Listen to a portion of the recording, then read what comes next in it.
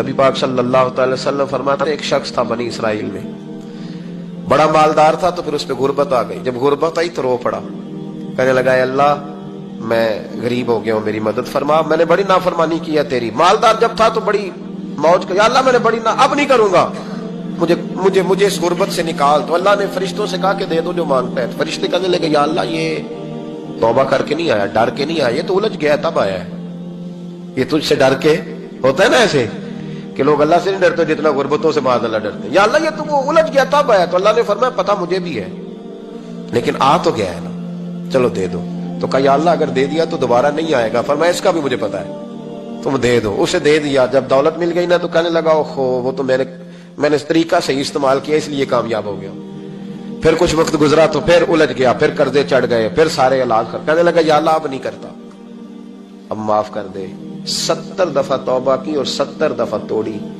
حبیب کریم فرماتے ایک دن بستر پہ تھا، آسانی تھی، 70 دفعہ فرشتوں نے کہا یا اللہ یہ جھوٹا ہے، جھوٹ بولتا ہے، یہ تو غربت آئی ہے تو تیری بارگاہ میں آیا ورنہ کبھی نہ آتا، بیمار ہوا ہے تو آیا، اس کا تو بچہ بیمار ہوا ہے تو آیا ورنہ کبھی نہ آتا۔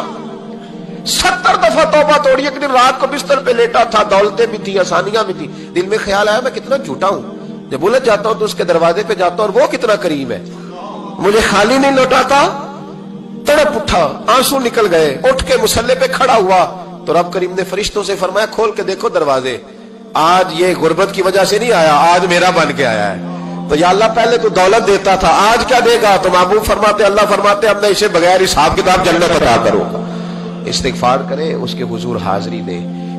جس طرح سارا کچھ چھوڑ چھاڑ کے لوگ کہتے ہیں کہ 1 مہینہ میں نے کسی سیاحتی مقام پہ رہنا ہے، میں نے اب کسی ٹھنڈے علاقے میں چلے جانا ہے، برف باری دیکھنی ہے، سیر کرنی ہے، 10 دن کی چھٹیاں وہاں گزارنی ہے، چلو 7 چھٹیاں وہاں گزار لو، 3 دن اپنے اللہ کے ساتھ گزارو، روزے رکھو، دن کو رات کو قرآن شریف پڑھو، تلاوت، کچھ وقت دو اللہ کے ساتھ، حضور پر درود و سلام بھیجنے کے لیے، نبی پاک کی نعت کے لیے، اذکار کے لیے، بزرگوں کے لیے، پھر دیکھنا اللہ روح کو کتنا سکون دیتا ہے۔ آخر دعوانا الحمدللہ رب العالمین۔